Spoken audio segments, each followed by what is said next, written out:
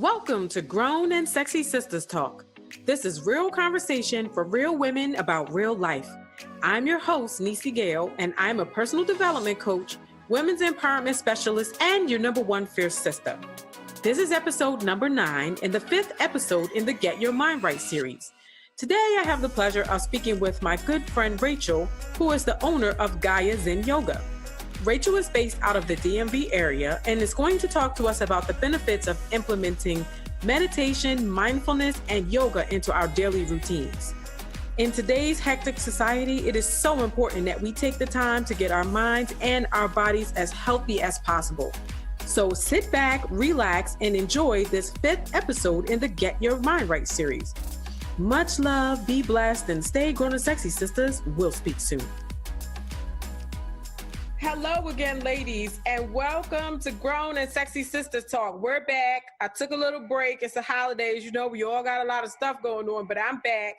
And today I have my dear, dear friend, Rachel Eccles with me, and she is the owner of Gaia Zen Yoga.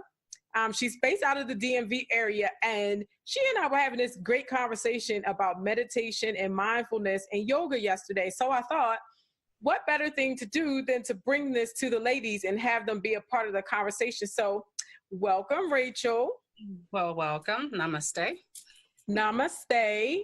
And so we did do a yoga podcast a while back. And so if you guys were listening, we already told you what namaste means. All right. So I need you to get up on it, get your namaste and be ready. So when we namaste, you got namaste back. So Rachel, when Rachel first logged in, if you guys don't know, I do a video portion that I put on YouTube, and I also do the audio portion. And so for those of you who are listening via audio, make sure you look at the YouTube video because we give you sights and sounds. Right now, I'm giving you Bahamas in the background. Need a little, swings and a little hammock in the back because I'm wishing I was in the Bahamas, right? My girlfriend, Rachel, she loves to travel. So I thought I would give her something inspirational to look at in the background. But I was surprised because she gave me something cool to look at in the background. So tell us what you got going on in the background, girl. So this is my meditation corner. I come here every morning, and whenever I need to meditate, I have my little handy dandy meditation cushion. That I sit on. And I'll just move the computer over closer. But I have my journal. Yeah. Right here. What does that say? Stay true to yourself. People respond to authenticity. And it's by Barbara Streisand. I love it. I have just a little bowl that I got from I think I got it from Bailey's. And it just has like little teeny quotes from the tea. Yoga tea, and I just look at them as affirmations. I have my Buddha candle holder. When I'm ready to meditate, I light my candles and my incense. A pink salt lamp. Some seashells that I collect when I go away. And this is just a little simple thing that helps me to stay focused. Some pictures, and then I have my prayer beads all over here. This is my corner. I love your corner. I need a corner. So I'm going to make myself a corner. And really, I think I probably need 3 or 4 corners. And that's fine. I need 5 Zen corners in the house.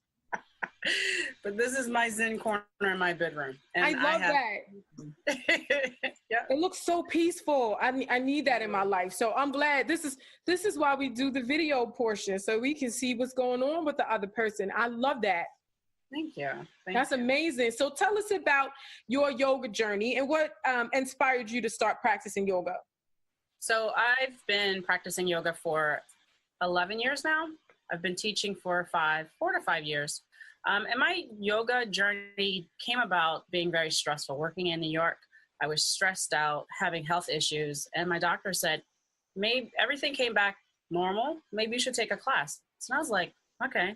Just like maybe a yoga class, a meditation class. I was like, all right. Mm-hmm. So I went to the Y on 47th Street, Vanderbilt Y.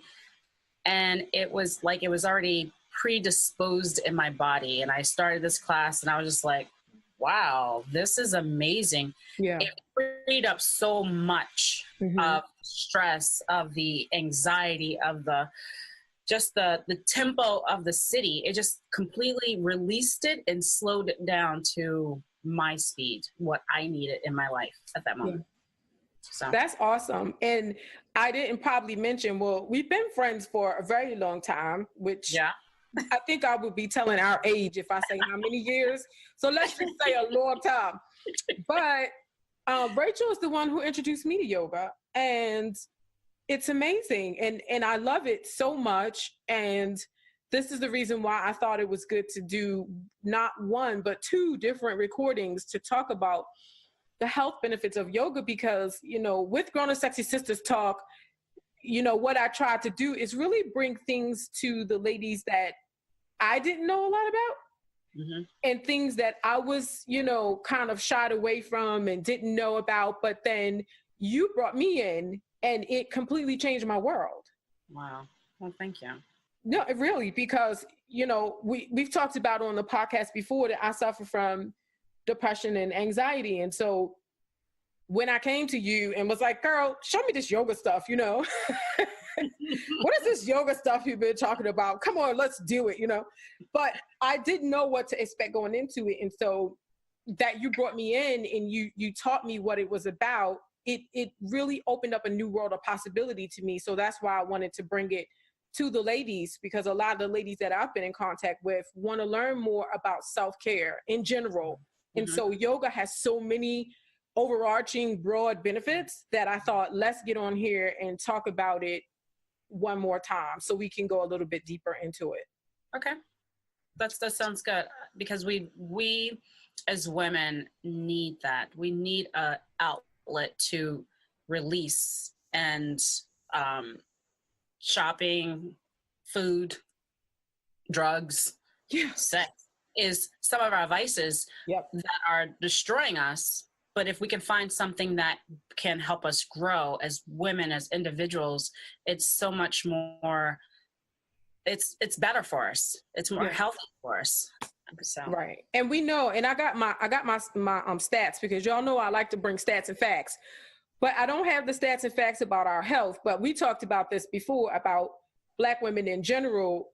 Specifically, heart disease, hypertension, diabetes, we have all of these things.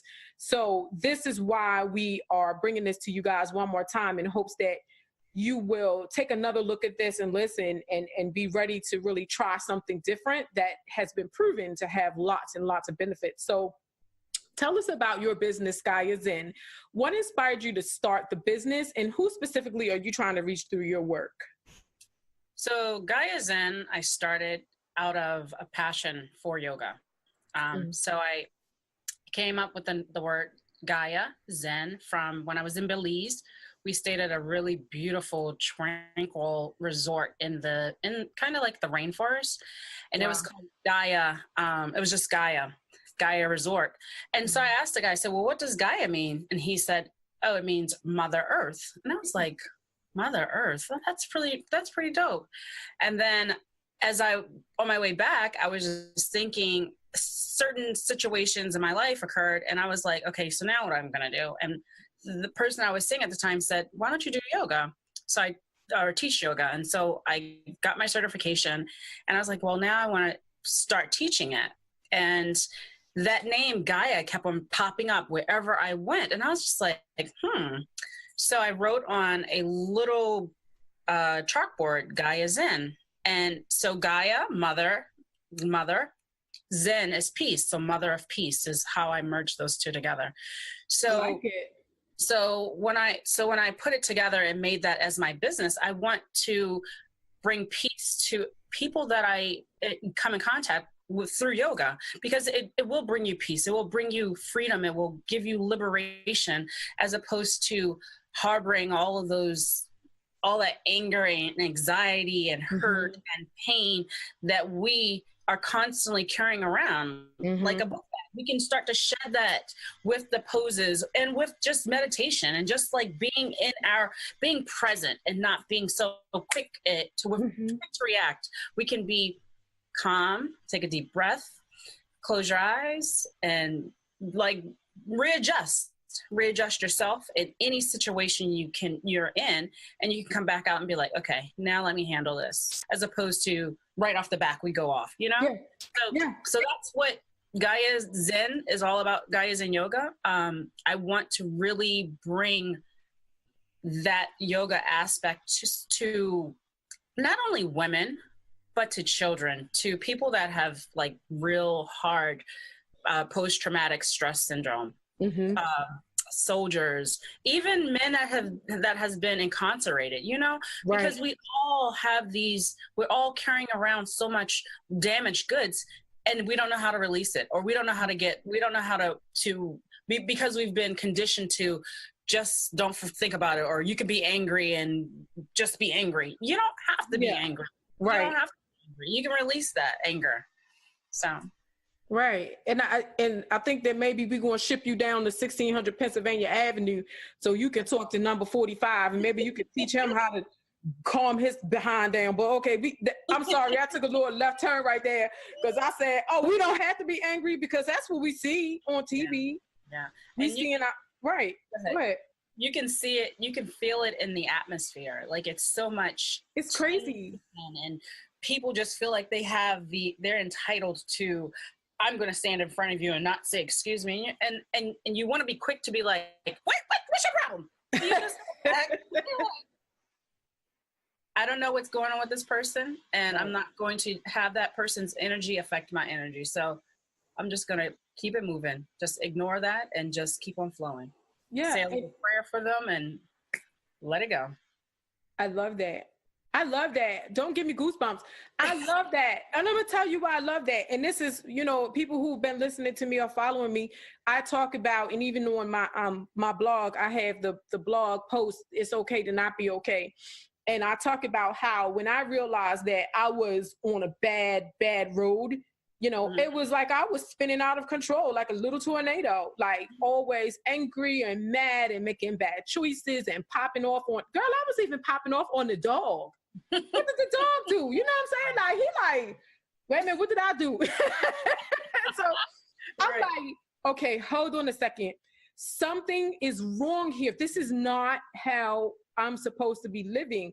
And so I need to go somewhere and talk to somebody to help me unpack this, number one, which was psychologists and mental health and dealing with that part. But also in going to a psychologist, I don't know, a lot of people may not have exposure to it. So one of the things they do is cognitive behavioral therapy. And part of that is learning how to recognize your thoughts, how to change them, how to make them positive, and how to just respond differently. Right. And that's exactly what you're talking about. It really is. And I think the whole psychology, sociology, attitudes all intertwine together. And when we can understand who we are and what we are all about and how we can change those predisposed ideas, we can grow as a person. And in yoga, therapy can help you. I mean, I go to a counselor every Monday faithfully because I need it. I need to be like, okay, what do you think about this? And she'll be like, no, Rachel. No. Sounds like my doctor. She'd be like, what the hell were you thinking? I'm like, I don't know.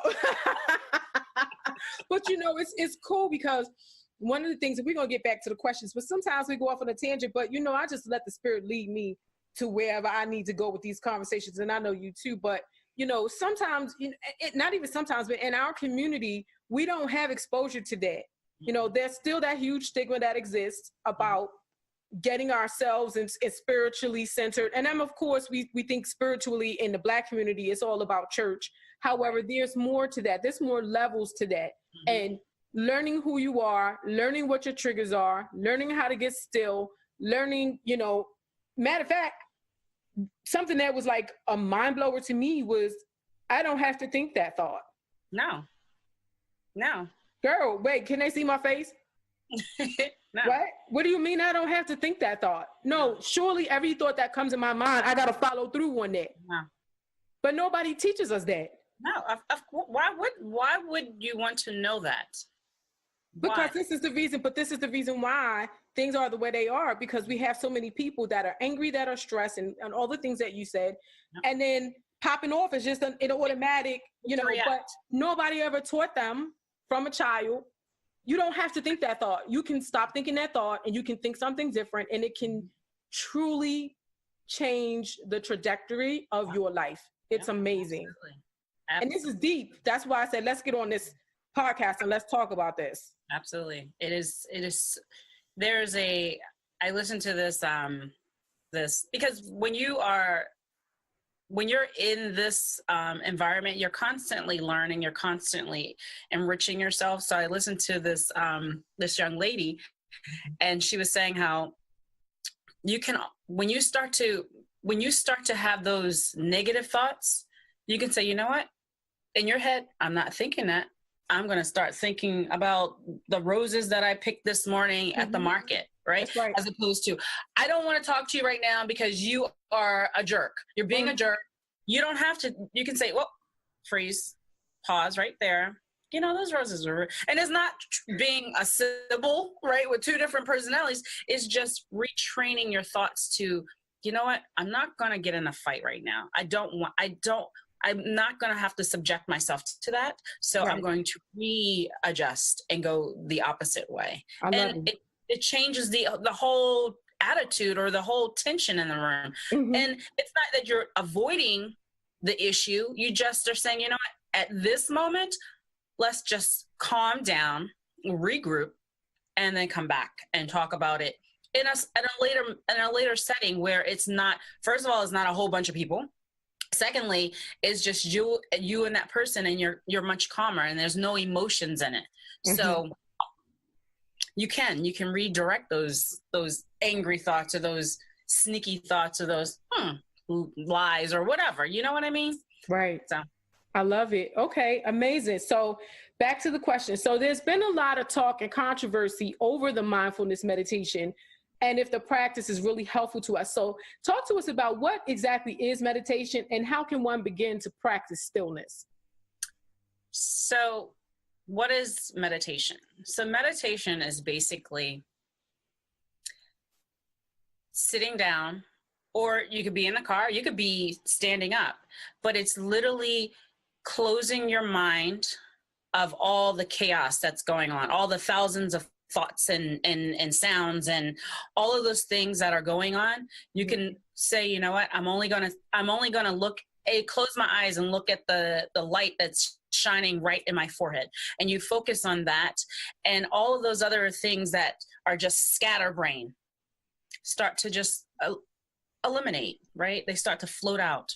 And so it's to bring you back to your true self, the essence of who you are, as opposed to, I got to put on makeup to say that I'm Rachel, or I got to put on these expensive shoes. It's not a matter of changing who you are in your appearance. It's bringing who you truly are inside as a person, am I really a doctor, or did my parents tell me I was a doctor, tell me to be a doctor? Yeah. We all have purposes. We all have God gave us a plan on this earth, right? And so with meditation, it's just bringing you back to your source. It's having you sit in and talk one-on-one with that source, whoever you believe in, God, Jehovah. It's having you have that deep conversation with that person, helping to guide you through whatever circumstances, situations you are in, and encouraging you and guiding you if there isn't any circumstances or situations, but helping to guide you in a better path or an enlightened path. What was the second question? Or did I answer? How can one begin to practice stillness? Because we talk about mindfulness and stillness, and I'm taking a positive psychology course right now, and we're learning mindfulness, and that is being aware of the present, not of the future, not of the past, but being present. And so how can one begin meditating or mindfulness and stillness? So For starters, I would say just wherever you are, you could be at your desk at work.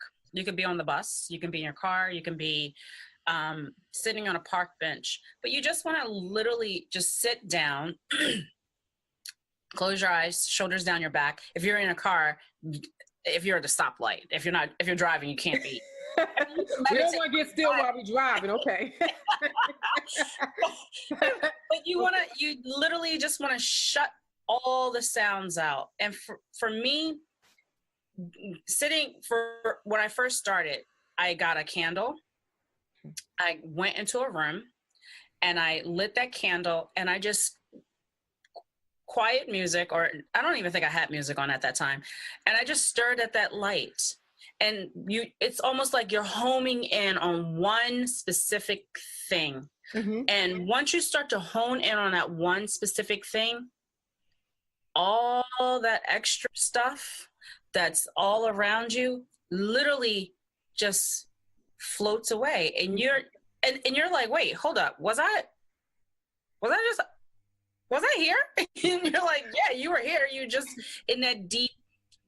And you're going to get like little thoughts that pop in and out while you're trying to focus. Right. And you just let them float in and let them float out. It's okay, right. Because you're going to train your mind mm-hmm. to constantly just go inwards into mm-hmm. that thought. It could be a thought about, I want to bring peace to my house, or I want to bring peace to the universe. And you just think of certain things that you as a person can do to make peace in your home, or make peace with your neighbor, or in the world general. And so that's how you still yourself. You just sit down and focus on one thing. Mm-hmm. I like it. And I know some of the in my class, when we start out, we do a little mindfulness thing, and some people do it where you focus on the breathing and, and certain things like that, the in and out of the breathing. And the thing that you mentioned about the thoughts, okay, when you first start out, because when I first started out, of course the thoughts would come and then I'll be like, I can't do this. This is ridiculous.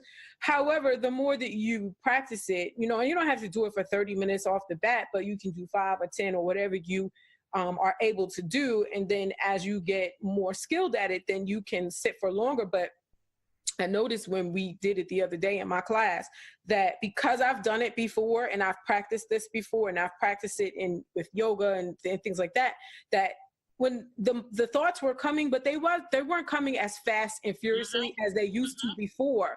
And when they do come in, I'm thinking, okay, I got to go to the grocery store when I get done with it, but right. Then I said to myself, oops, I'm not supposed to be thinking about the grocery store. Let me focus on my breathing again. So the more that you do it, the more that you are better at it. So I say all that to say, ladies, if you start this with us, don't get all frustrated because you're thinking about everything else in the world the first time you sit down to try. You just have to keep at it. You have to. It's a learned process. Excuse me. It's not going to come overnight. Mm-hmm. You literally have to practice. Yeah. And you're going to have all of these, excuse me, you're going to have, we call it monkey brain, because it's literally like all over the place. They're jumping, the thoughts are all over the place, right? Of course, yeah. But once you say, I don't want to think about that, I want to think about this deep breath in and listening to the deep breath out. Or I'm looking at the chakra, the orange chakra that's in my throat, the color. I'm looking at that color while my eyes are closed. And I'm only going to focus on that. And this thought over here about going to the market, I'm just going to let that float in. And I'm not even going to really pay a lot of attention to it. I'm just going to let it float out. And then I'm just going to continue to focus on this yellow, excuse me, this yellow ball. And another thought will pop in and you just go right back to that yellow ball. But that's how, excuse me, that's how you start to train yourself. And even while you're in the market, in the line, if you are like, oh my God, this line is so long and it's driving me crazy, you can do a quick meditation right then and there. Mm-hmm. You can be like, I'm in peace with myself right now, or I love the world, or I'm happy that I can be present. And you could just say that over and over again with your eyes open, with your hand on the cart, and just be like, and that's a form of meditation as well. It's just being present, just coming into this space and not allowing circumstances to rev you up or bring you down. You just want to be, not necessarily, you want to be peaceful. You want to be at a peaceful state, because the world is already filled with chaos and strife, right? So you don't want to bring that in your house, and you don't want to bring it in you. You want to bring just this ball of peacefulness wherever you are. So. And I like that. And that segues into the next part, because I like that you said you don't want to bring it inside of you, because there's health consequences for bringing all this chaos inside of your body. Oh, yeah. So that's another reason why we're talking about it. So now it's time for me to insert my facts. I love bringing my facts, okay? So the next question is, what are the benefits of meditation? And I have some benefits, and you can just kind of elaborate on them, okay? Okay. So the health benefits, and this came from an article, a blog that I read on Psychology Today. So this is scientific. This is not Gail just making this up because Gail just feels like talking on the podcast. Right. So health benefits. Number 1, calms and centers the nervous system. Yes. Number 2, sharpens attention and concentration. Number 3, it's been proven to decrease inflammation in the body. Oh, yeah. Okay. Reduce muscle tension and strain. Yes. Increase body awareness. Obviously relieving stress. That's like a big one. Right. It helps with anxiety. It helps improve decision-making skills. It helps you improve compassion, and you're more compassionate with your fellow man, woman, whatever. Right. And it helps improve your overall life satisfaction. So these are things that I found on Psychology Today, and this is scientific. It is, and that's, all of those are true. For one, for women, we hold all of our tension in our shoulders and in our guts. Yeah. Right? So when you sit down and you roll your shoulders back, you're releasing, you're opening up all of this muckety muck that you have built up in your shoulders, right? And with your breathing, you start to release that tension in your belly. And so it's helping to bring all of that nastiness that we've been holding on for so long. So when you start to meditate, and people are like, well, maybe I have ADHD and I can't focus. You can have ADHD and still focus. It's literally just rewiring your brain, rethinking, redoing.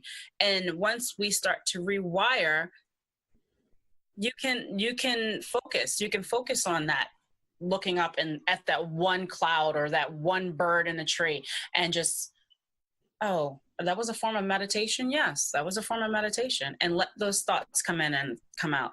But all of those statistics are true. You will feel so, it's like you had this heavy book bag on your back that's been weighing you down. And when you start to meditate, you walk out like, oh, that felt so good. And it's not being disillusional or, oh, well, you're like that for a day or two. If you continue to practice, it literally starts to shift your thoughts in your body, how you feel about your body and how you feel about other humans, right? You don't feel like, ugh, I don't like you because of X, Y, and Z. You're like, you know what?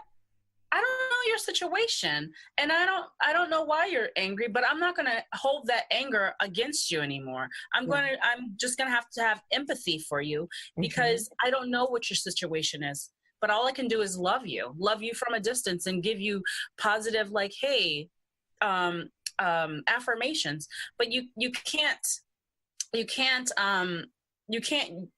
have, it's almost like a shield. You have to keep that out of you, and meditation will help. Meditation will be your little force shield.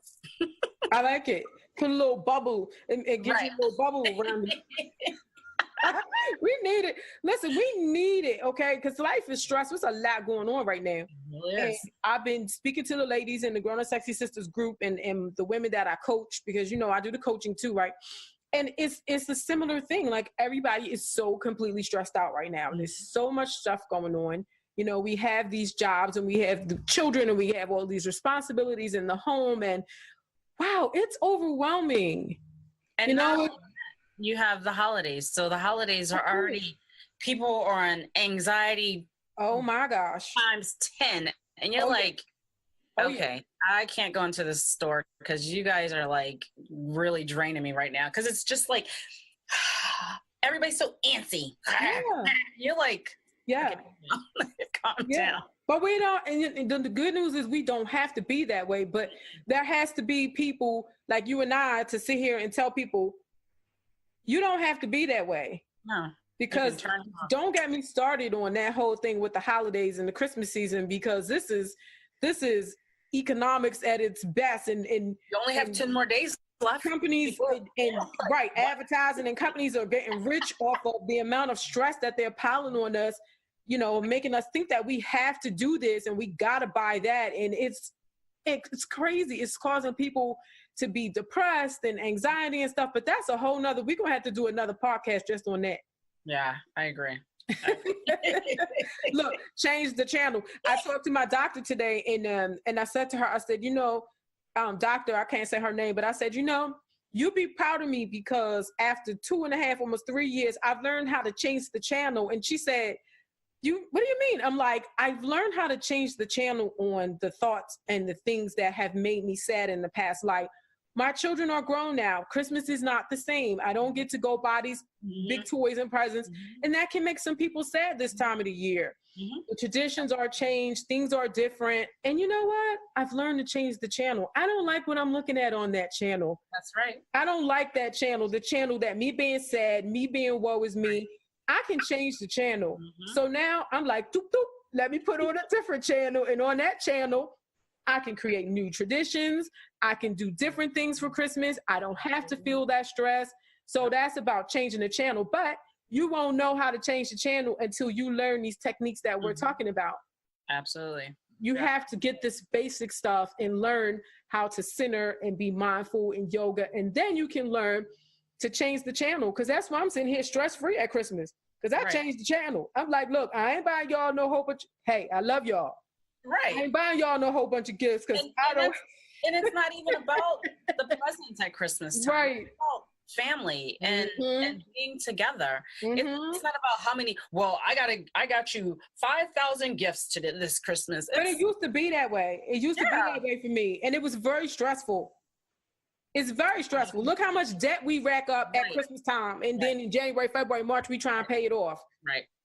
Lord. Okay, that's a different conversation. So we talked about, we talked about where we can do it. We can do it pretty much anywhere and how long. So what are some of the ways what are some of the ways this practice along with yoga can help improve our mental health? It can improve your mental health to the 10th degree. Okay. I know. And for me, yoga was my saving grace when I was working, being stressed out, because you come to yoga, you meditate, and you set an intention. An intention is a thought. It could be a word. It could be a phrase. It could be something that you're asking the universe for. So you use that in your practice. And so after you do your meditation, your whole flow, your whole yoga flow is a contribution to that thought that you've had. So when you're in that pose and you're like, oh my God, why do I have to stand here in Warrior One for 5 more breaths? It's helping you to say, nope, I'm not going to think about how long I'm going to be standing in this pose. I'm thinking about my intention, how I can make this intention, whatever, the word peace. How can I bring this peace into my body right now when I know I'm in anguish? And you go, oh, peace, breathe that peace in and out in those parts of your body that you are struggling with, right? And then once the practice is over, you're like, oh, I do feel relieved. And I do feel a little less cloudy in my head. And I feel my posture is a little better because I don't feel slumped over with all the weight on the world on my shoulders. I've kind of pushed this shoulder free and I'm working on this shoulder. So it just aligns the whole mind, body together. And when you practice it on a daily base or a weekly base, it's almost like a sponge. You have this big, huge sponge that's filled with water. And when you start to squeeze the water out, you become lighter. And that's what meditation and yoga is. That's how it goes hand in hand. That's so deep. I love hearing you talk about it. I do. It just gives me chills.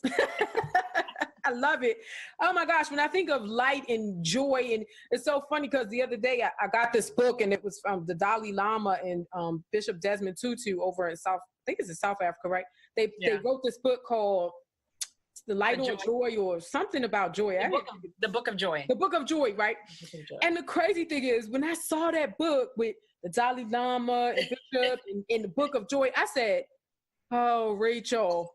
Thought of Rachel is so crazy because she just exudes happiness and joy. And it's not to say, you know, your life is just as challenging as anyone else's. However, you have used these techniques and you exude this peace and this confidence and this joy and this happiness. And being around you is amazing because, I mean, you automatically feel that way. And so this is what we have to, number one, we have to go out and learn these things for ourselves, but we have to surround ourselves with people who give us that feeling, you know, because you don't want to continuously surround yourself with people who always negative, always aching, body aching, always sick, always got something going on, because that stuff can rub off. That negative energy can really rub off on you. And so you want to surround yourself with people who have that positive light and energy and make you want it, because dealing with you and learning yoga, you made me want to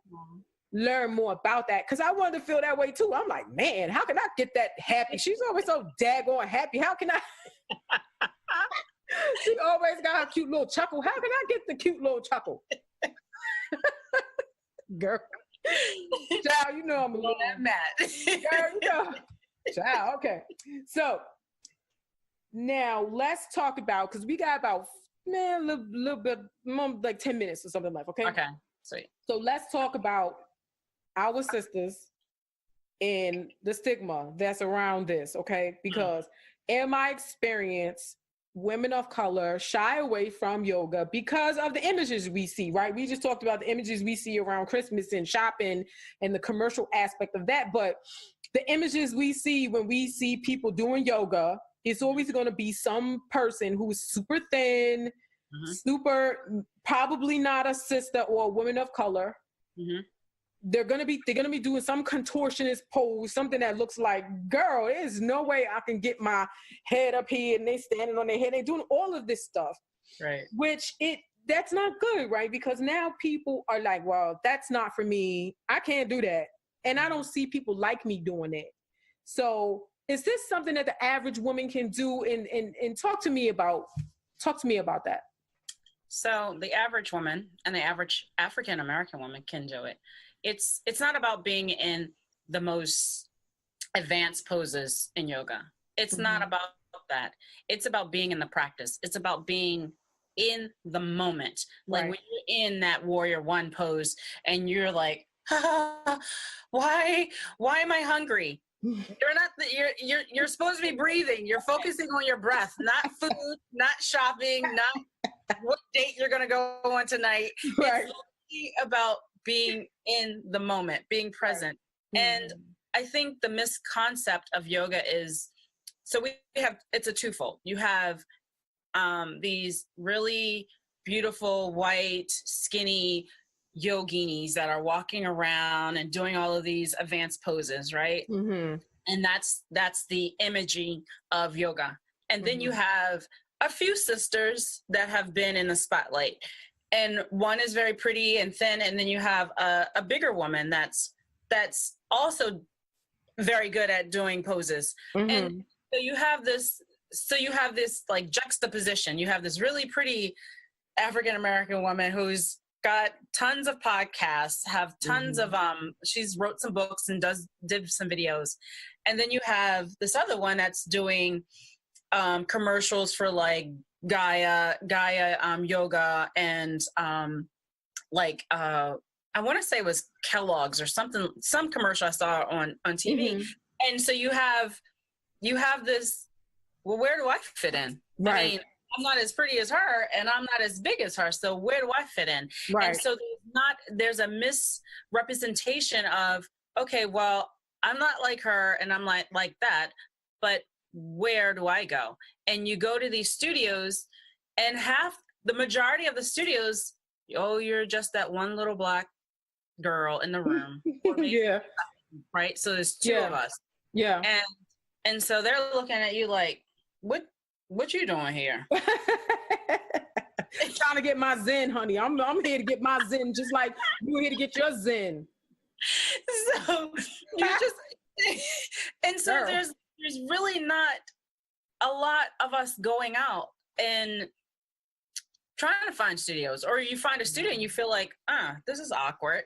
And so you're like, no, I don't want to do this anymore. Or you go to the gym and the gym has a yoga class and you're like, oh, okay.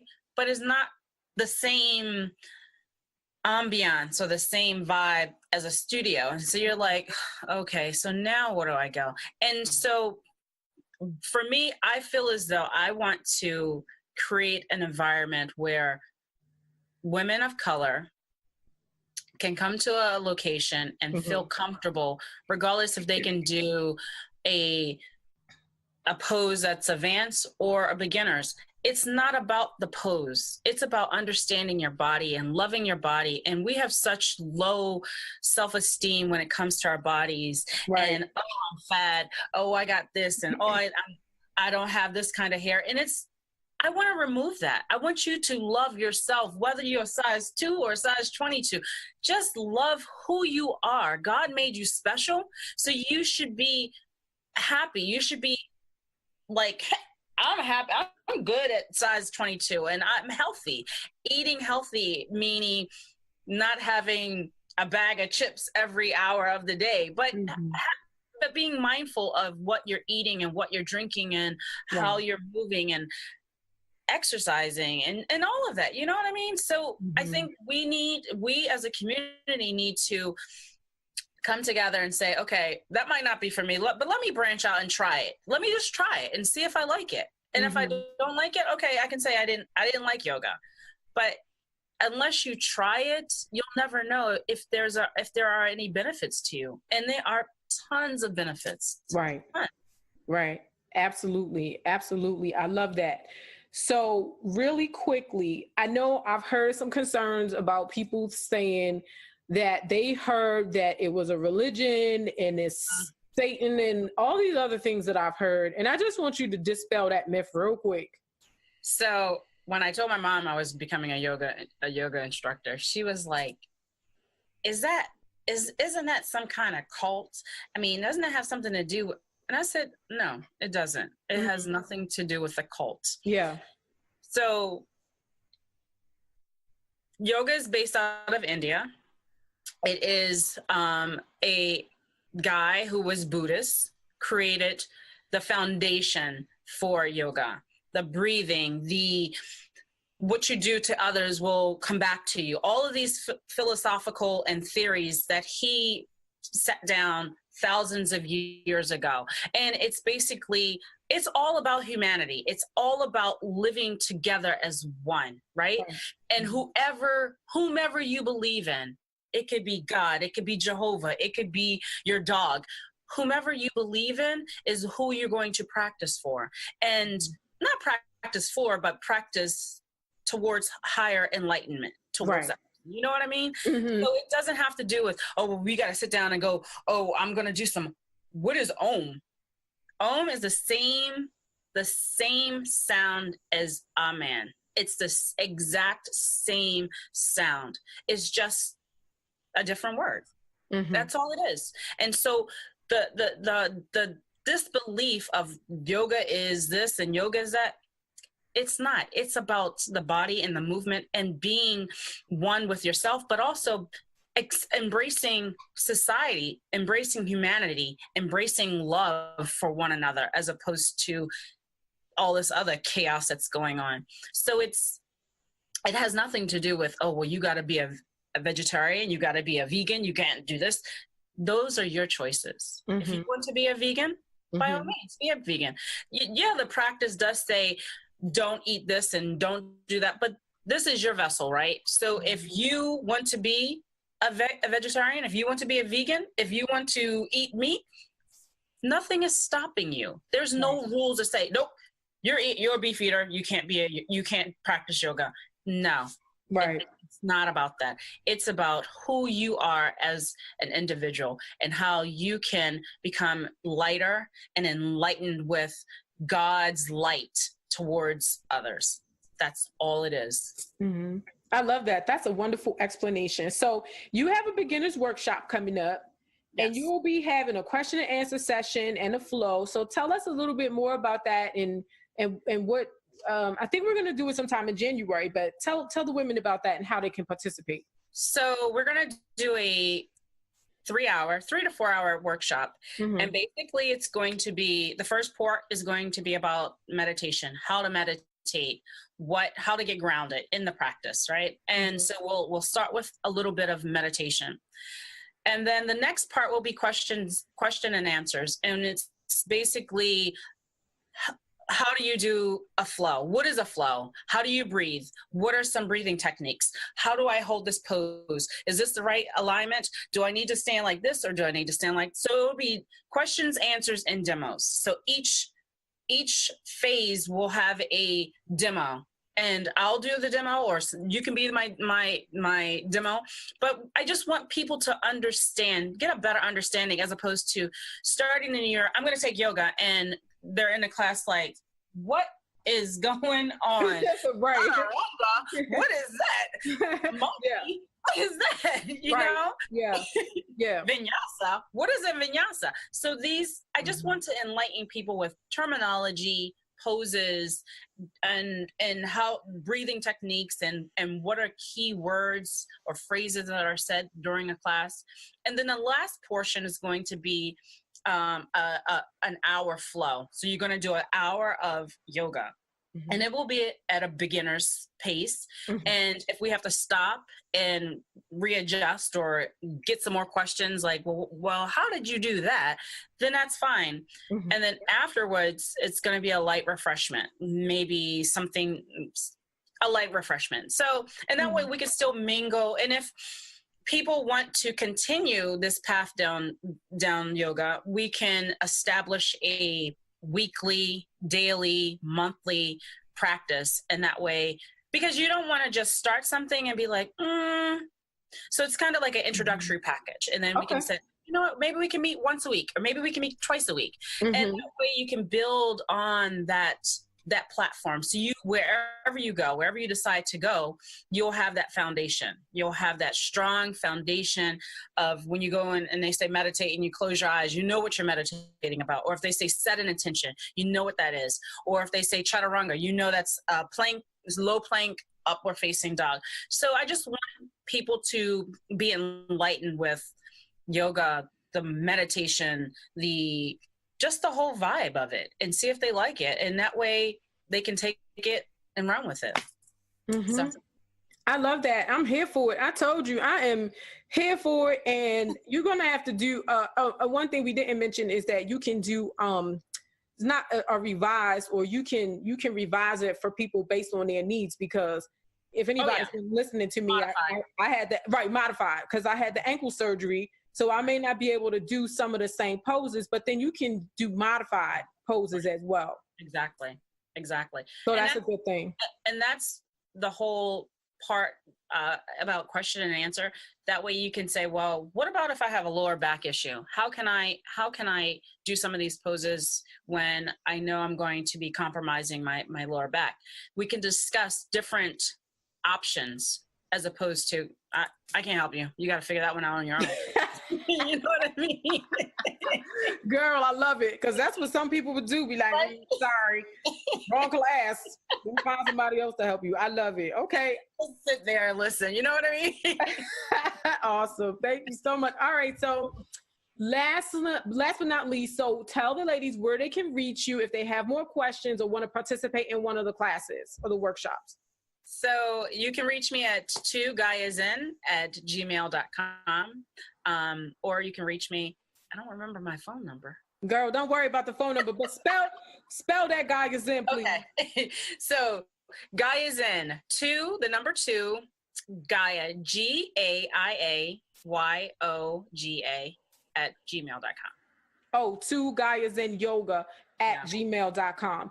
And we have a special thing for the ladies in the Grown and Sexy group, Grown and Sexy Sisters group, because we're going to be partnering together. We're going to bring it to Baltimore because right now Rachel's in the DMV area, but we're going to bring her back to her roots in Baltimore. So we're going to have some of these classes and we're going to work together with the ladies in the Grown and Sexy Sisters group. So if you're a part of that group, you'll be hearing more. I'll be giving you the information to let you know where Rachel is going to be so we can all meet up and we can go on this yoga journey together. Because, girl, we all need some Zen. Yes, we do. Girl, I'm here for it. And as a matter of fact, look, I'm going to make my little Zen corner tonight, my little prayer corner. I love it. Yes, you have to. It's a must. It's a must. I need the Zen and I need Jesus, but that's for another day. We'll talk about that another time, child. Woo, girl. Anyway, so listen, I love you. I love you so much. I thank you so much for being a part of this. And thank you for sharing your light and your joy and your purpose, because I believe that you have been called to do this work and to bring a light to people and be an inspiration for us. So I thank you so much for being a part of this, and we'll speak soon. Namaste. Absolutely. Namaste. All right. Talk to you later. Talk to you later. Bye. Bye. Okay, ladies, you have just reached the end of another episode of Grown and Sexy Sisters Talk. This was real conversation for real women about real life. I really hope you enjoyed our talk, and I have a little homework for you. First, I want you to go to my website, www.grownansexysistah.com, to sign up for my newsletter. On there, you can also read my blog, find valuable free resources, schedule a coaching session, or just check out some upcoming events. Second, I want you to subscribe to my podcast. You can do it on iTunes or Google Play. You don't want to miss out on one single episode, so that's going to be really important. And third, check me out on YouTube. You can type in Grown and Sexy Sistah with an AH in the search bar and make sure to subscribe there as well. I want you to be able to see the amazing video recordings of these podcasts there. So much love, be blessed, stay grown and sexy, sisters, and we'll speak soon.